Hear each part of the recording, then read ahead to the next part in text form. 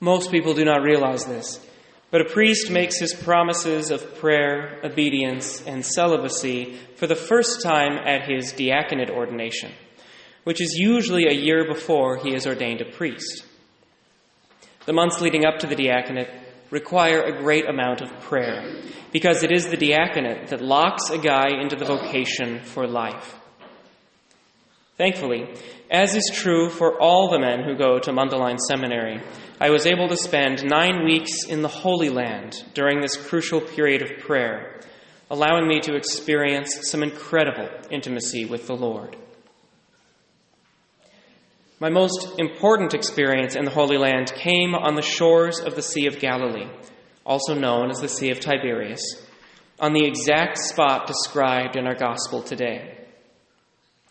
As I read this gospel, on the same beach where Jesus cooked fish and spoke with Peter, I had an inescapable feeling that Jesus was addressing these questions to me.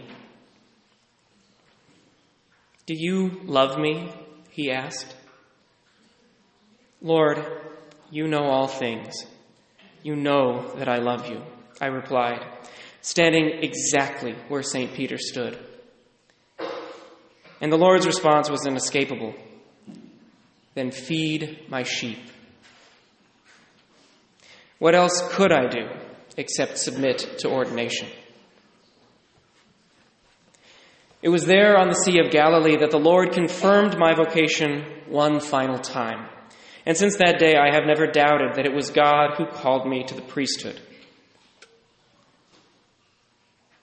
So, of course, in God's providence, it would be this gospel, one of the most important and meaningful gospels of my entire life, that I would get to read on the weekend when I have to tell you that the Archdiocese will be assigning me to a new parish on July 1st of this year. Specifically, they will be making me the administrator and eventually pastor of Assumption Parish in Bellingham. I can tell you that for a whole host of reasons, I am thrilled about being assigned to Assumption. But this is not because I have any desire to leave the Skagit Valley. The thing about feeding Jesus' sheep is that you go wherever the chief shepherd sends you. When I got the call 2 years ago that I would be assigned here, I had never stepped foot in Skagit County. But I came anyway, and I realized how incredibly blessed I was to have this be my first assignment. The people here are collaborative, supportive, and loving. Priests often face a lot of resistance in their ministries, but here the feeling of a shared mission is palpable. Thank you for giving me such a beautiful start to my priesthood. I am also able to announce today that I will be replaced by Deacon, soon-to-be Father Ben Bray, one of the 3 men being ordained in Seattle on June 22nd of this year. Deacon Ben is a personal friend of mine, whose energy and zeal are infectious, and you are so lucky to have him. I have no doubt that our communities will welcome him and love him just as much as they have welcomed and loved me.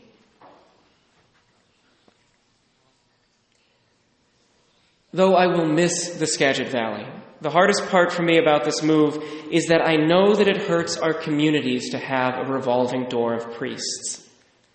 I have heard about this hurt from so many people over the last 2 years. The core of ministry is relationship, and it is painful to have to start a new relationship with a new priest every couple of years, even and especially if those priests are excellent. In a normal situation, the regular coming and going of vicars does not cause this much pain, because the pastor is a long-term, stable presence, and people are able to have their deep and meaningful relationships with him. Unfortunately, in a cluster situation like ours, the pastor is stretched in millions of ways. So despite Father Martin's and now Father Tom's best efforts, our parishes feel the need to rely on their vicars for a lot of things that pastors often provide. And vicars move frequently, and the cycle of pain continues. As much as I want to, I cannot stop the cycle, but I can let you know why it keeps happening. This is not going to be a feel-good homily, but please know that it is a loving homily. Because I love you, I want you to know the truth, even if it is ugly. In 2015, our diocesan demographer published a white paper outlining historical trends and future challenges for our diocese, specifically in reference to the number of priests available. What struck me most was the fact that in 1995, we had 135 parishes, and each of these parishes had its own pastor. 20 years later, we had grown to 146 parishes, but had shrunk to 114 priests who were able to be pastors. That means that 32 of the smallest parishes in the diocese have had to cluster with larger neighboring parishes just so that they can have a pastor. And we have 3 of those smaller parishes in the Skagit Valley. The good news is that we are not alone. We are not being singled out, punished, or mismanaged. There are 29 other parishes in this diocese living the same reality. The bad news is that things are not going to get better. The demographer estimated that this gap would grow to 40 parishes without a pastor by 2025. And extra priests will not be coming to the Skagit Valley. Our parishes contain about 1.6% of the total population of the Archdiocese of Seattle, which is about the percent share of available priests we currently have assigned to us. So we should expect one pastor and 1 or 2 ever-changing vicars to be the long-term reality. Remember, vicars are not pastors for a reason, be it age, experience, or administrative capacity. And vicars will always be short-term assignments. When we rely on our vicars to be pastors, we set ourselves up for heartbreak. I should emphasize, of course, that our present crisis involves more than just priests. The number of Catholics who go to Mass and are engaged with their faith, relative to the total population, has plummeted in the last few decades and continues to nosedive. Our church is shrinking and will continue to shrink as our society becomes more and more ambivalent about and hostile toward religion. Given this reality, what are we to do?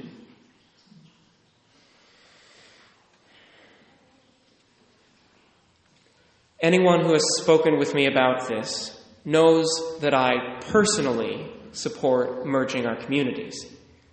Considered together, our parishes have healthy Mass attendance, good volunteerism, and strong financial giving. But like armies throughout history, we severely weaken ourselves by fighting on multiple fronts. Consider, for example, that our total budget over our 4 parishes is about $1.5 million annually. That number sounds huge until we realize that we have to maintain buildings on 5 different campuses, and we have to pay for 4 different sets of office staff. The same principle holds for finding liturgical coordinators or faith formation teachers. We have the generous people, but we are splitting them up 4 ways. And the same principle holds for the priests. Having to do everything 4 times does not leave them very free to be present to people or enter into relationship with them. I know that merging our communities would be very difficult in the short term, but I firmly believe it would give us an incredibly strong foundation for the difficult decades ahead. St. Charles has an interesting opportunity in this regard. As pastor of Assumption, I will be advocating strongly for a Catholic high school to be built here in Burlington, an idea that I know many people and priests in the Northern Deanery support. If our community wanted to honor the dedication and commitment of our parishioners over so many years, while also merging with other communities for the long-term strength of Catholicism in the Skagit Valley. We could voluntarily decide to give these buildings to the new high school to serve as its chapel, cafeteria, and offices. Make no mistake, the demographics and societal trends are not on our side. So if we are eventually forced to merge, becoming a high school might give us a way to do so with our heads held high. Now, that said, I know that St. Charles has a different culture than our other parishes, and that our parishioners love that culture and do not want to risk losing this culture in a merge. If, then, we want to fight for the existence of our parish, we have to undergo a radical change of culture. Even with Father Ben coming, we have to learn to run this parish as though we do not have a priest. What do I mean? In general, a priest leads a community by discerning its needs and acting to address those needs, which means that the priest requires the freedom to jump into whatever aspect of parish life most demands his attention at any given time. If the greatest need is youth ministry, the priest must have the freedom to find youth ministers. If the greatest need is physical space, he must have the freedom to fundraise. The more ministries that rely on a priest in order to function, the less the priest is able to address the big picture needs of a parish. Preaching, saying Mass, hearing confessions, and visiting the sick are all, of course, things that only a priest can do. But in addition to these responsibilities, St. Charles currently relies on me to coordinate the Faith Formation Program, the youth group, the pastoral and finance councils, our bilingual liturgies, our liturgical coordinators, and to get involved in a lot of building maintenance issues. I am happy to serve my parish in these ways, but it does limit me. If a more pressing issue presented itself, I would not have the freedom to disengage from my current ministries in order to address it. Which means that if we want to show that St. Charles is a sustainable community that deserves to remain a separate parish, we desperately need someone to coordinate our Faith Formation Program, to chair our pastoral council, to facilitate communication between our liturgical ministries, to help with the youth group, and to coordinate handyman work around our buildings. If we cannot find coordinators for these roles, your priests will continue to be stretched too thin to address the many difficult challenges of the upcoming decades. There are a few parish ministries that run themselves very well already. To give you 3 examples, the landscapers, the Guadalupe Posadas and retreat ministries, and most of our liturgical ministries. I can trust that these ministries will just happen, with or without me, and that is a huge gift to me and to our parish. But in the next 2 months, we need to ensure that every ministry has a plan to take care of itself, so that Father Ben has the freedom to live out his gifts, rather than being constrained by ministries that he is personally responsible to keep running. So, if you are already a dedicated volunteer, would you consider stepping into a leadership role? The priest may be the shepherd of the parish, but he is far more effective with a team of sheepdogs. And if you do not currently have a ministry in our parish, would you consider giving an hour or 2 of your time each week to our ministries? My current volunteers are stretched thin and risk burnout. They need more support so that they can lead. This is a team effort, and we really do need everyone on the field.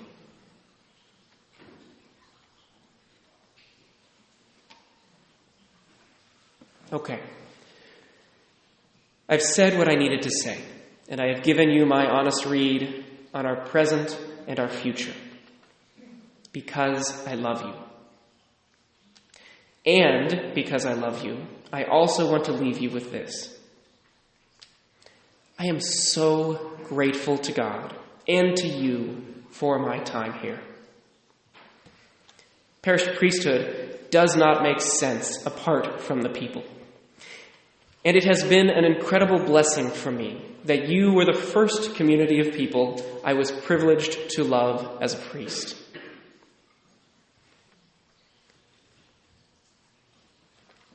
May Jesus, the one true shepherd, continue to bless us all as we strive together to feed his sheep.